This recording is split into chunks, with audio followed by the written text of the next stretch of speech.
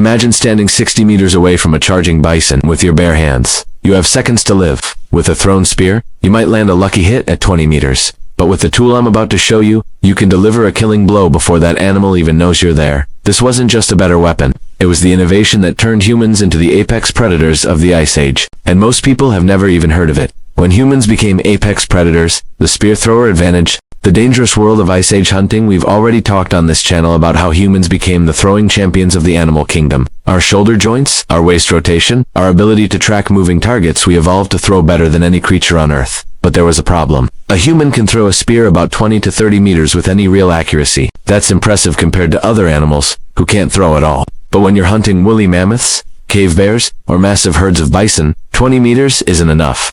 You need to get close, dangerously close. And when you're close to a 6-ton mammoth or a territorial cave lion, one mistake means death. Archaeological evidence shows us that Ice Age hunters had brutal injury rates, broken bones, deep gouges, crushed skulls. Hunting wasn't just dangerous, it was often fatal.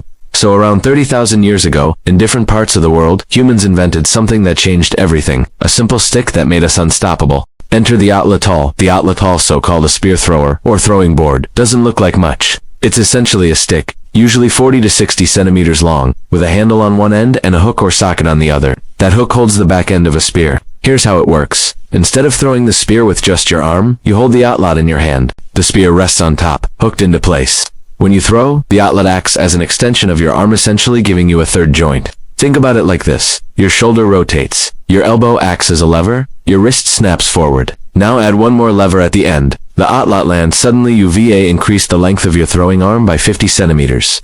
That might not sound like much, but the physics are devastating. The physics of lethality with a hand-thrown spear. A strong hunter could achieve velocities of around 25 to 30 meters per second. Respectable, but limited. With an atlatl, that same hunter could launch a spear at 45 to 50 meters per second, sometimes faster. That's approaching the velocity of an arrow from a primitive bow. But it gets better. Range hand-thrown spears max out at about 30 meters accurately. With an atlatl, skilled hunters could hit targets at 60 to 80 meters.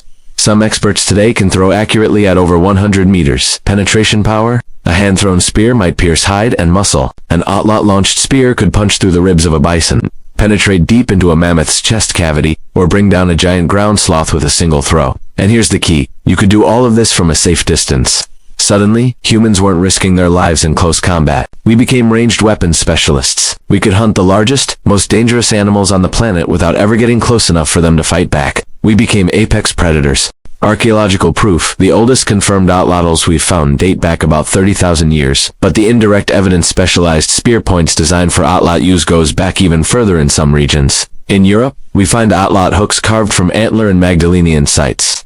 In Australia, Aboriginal peoples were using spear throwers called woomera for tens of thousands of years. In the Americas, the atlatl became so important that when the Spanish conquistadors arrived, they were stunned by the accuracy and power of Aztec atlatl warriors. One Spanish account describes an atlatl dart going completely through a horse, through armor, through the animal, out the other side. But the most telling evidence isn't the atlatls themselves. It's what happened to the animals. The Megafauna extinctions around 30,000 to 10,000 years ago, something unprecedented happened. Across every continent humans reached, the megafauna started disappearing. Woolly mammoths, giant ground sloths, cave bears, saber-toothed cats, glyptodons, dire wolves. Entire ecosystems of massive animals. Now, climate change played a role. The end of the Ice Age was real. But here's the thing. These animals had survived multiple ice ages before. What was different this time? Humans with atlatls for the first time in history. Humans could hunt the largest animals from a safe distance, with reliable killing power. We could take down creatures that had no natural predators. We could hunt faster than populations could recover. We didn't just survive in these ecosystems, we dominated them. And the atlatl was the key.